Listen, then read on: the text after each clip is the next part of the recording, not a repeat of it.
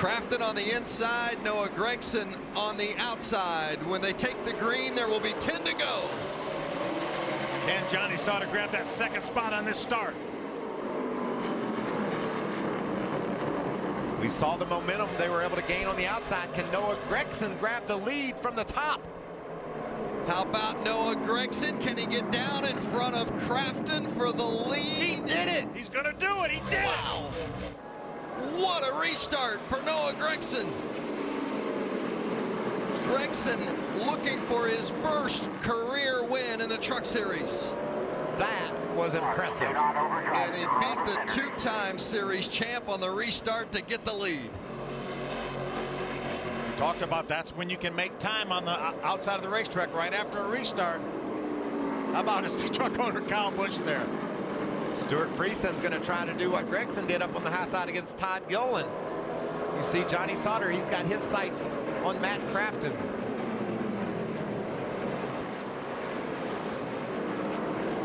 Look at Kyle cheering them on. Let's go, boys. Don't overdrive it. And with Gregson potentially winning this race, that's big for some of those other teams that are trying to battle Matt Crafton in the championship, because that means Crafton doesn't clinch a spot in the Final Four at Homestead, Miami. That means at least two guys will point their way in. If to Homestead. If it finishes like this. Long way to go here with 6 laps.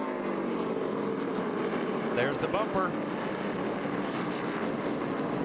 Johnny Sauter working on Matt Crafton for second. That's Harrison Burton behind them in fourth. Todd Gilliland fifth. 3 KBM machines in the top 5. I'm not sure there's enough time if Johnny Sauter were to get by Matt Crafton to chase down Noah Gregson. Less than 5 to go, and look at Gregson stretching it out on Crafton.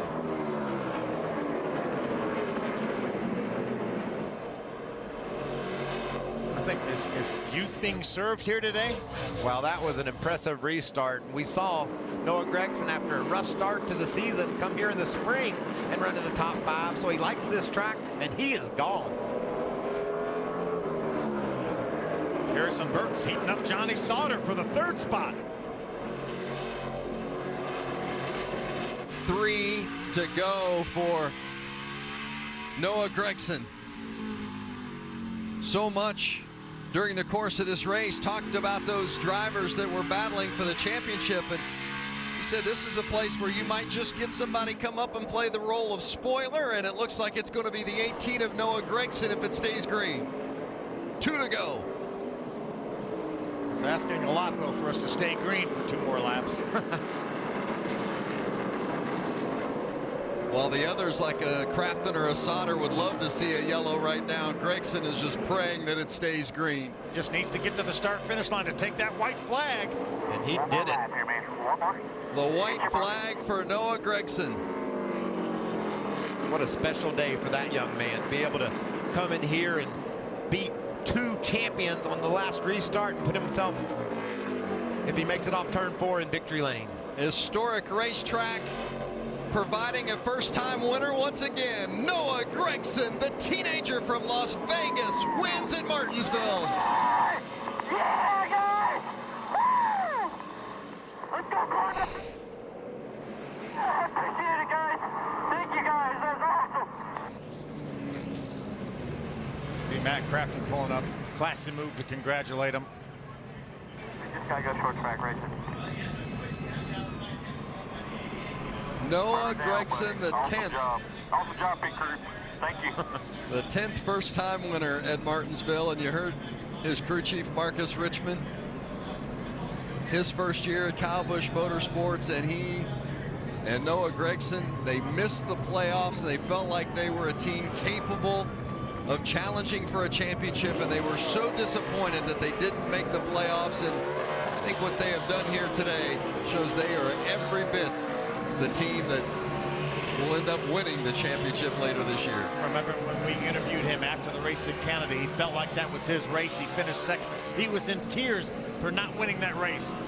He might be in tears here today too, but different kind of tears. Yeah, this has got to be a great feeling. When was the last time you did something for the first time? Well, he's getting to do something very special for the first time here today in Martinsville. Gregson was second earlier this season in Canada, as Phil mentioned, when they felt like that was really their opportunity to make the playoffs. But this will be a day he will never forget. Noah Gragson, his first career win, and he did it at Martinsville. Thanks, Tim. Well, if that one is nearly as exciting as what we've had here today, it's going to be some kind of game between K-State and Kansas. How about Noah Gragson getting his first career win, celebrating with a little fence climb, and hey, that's what young kids do. They show how strong they are. Matt Crafton finished second. He's with Caitlin. Yeah, his 5th top 5 performance, Vince, so far this year. Matt, anything you would have done differently looking back there on that last restart? Pick the outside. That really sucks, but the bottom rubber's up so bad, and the top doesn't have the rubber on it. And we would pick it up and get it on our tires, and it was on the outside at the very beginning of the race, and it worked pretty good.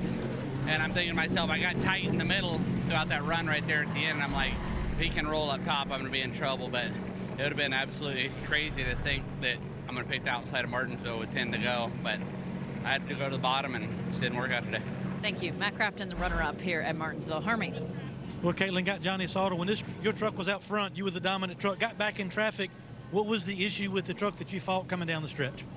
Well, I mean, you just can't give up track position, obviously. Our ISM Connect Chevy was good. Joe and all the guys at GMS did a great job. We just, you know, anymore, it's so competitive, you can't give up anything. You know, it's not like, you know, years ago I could come here and lose 15 spots and get back up there, but it's just, everybody's so tight now. So you get out in clean air, it's crazy how much better your stuff is. So all in all, good effort. We just missed a little bit there, and whatever, we got good racetracks coming up. We'll get it going. It's Johnny Sauter. He's third, Vince. Well, Johnny's talking about giving up spots, and he's referring to that pit stop where they gave up a handful. They came in first, and they went out 7th. Victory Lane, the celebration for Noah Gragson. The young rookie from Las Vegas getting out of the truck. He's going to celebrate this one big time. This is after he already climbed the fence. Oh, what a mess down here in Victory Lane. A long time coming for this young man. A lot of close calls.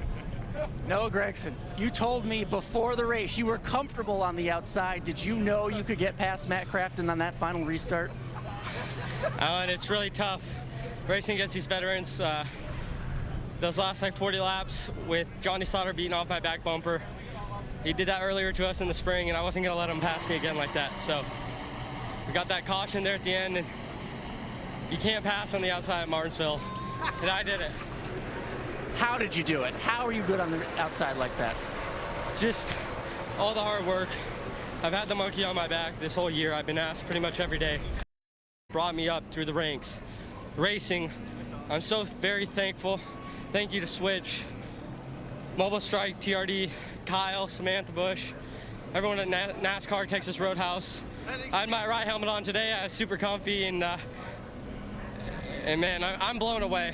We're gonna get a banner up at KBM. We're taking home the Granddaddy Watch, or whatever they call it. My crew chief, he likes to call it the Granddaddy Watch or Granddaddy Clock. So we're taking it home. Thank you, Marcus Richmond. Thank you to all these guys out behind me. It's huge. Congratulations on victory number 1. Noah Gragson is a winner in the Camping World Truck Series. I don't think he's putting that clock on his wrist. The Granddaddy Watch. Yeah, I don't think it's happening. That's the grandfather clock. They've been giving his trophy away since 1964. That's what happens when you're 18 years old, right? You know, I was really impressed with that last restart, but the job that young man did holding off Johnny Sauter for 30, 40 laps, Johnny all over him, didn't slip a wheel.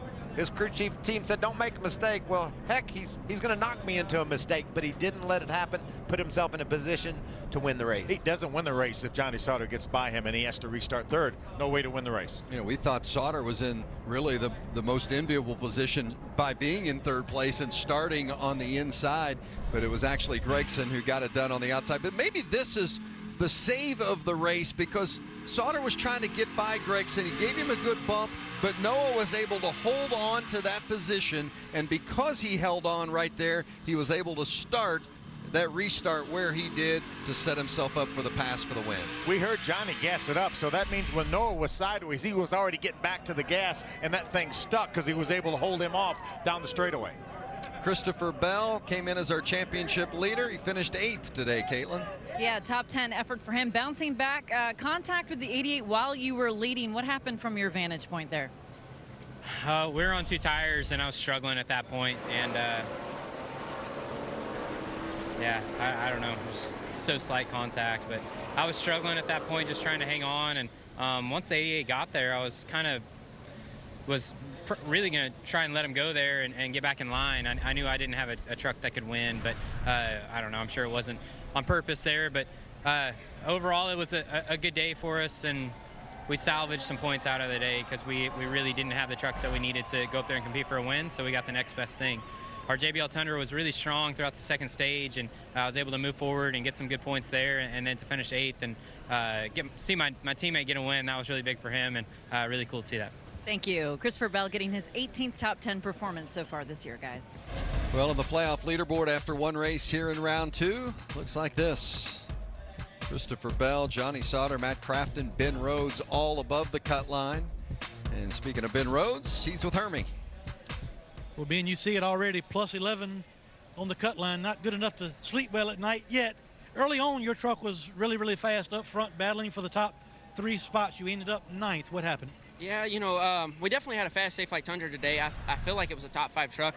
I feel like we got ourselves a little bit behind on that pit strategy. We came in, we thought some of the other trucks were going to come in, and nobody came in.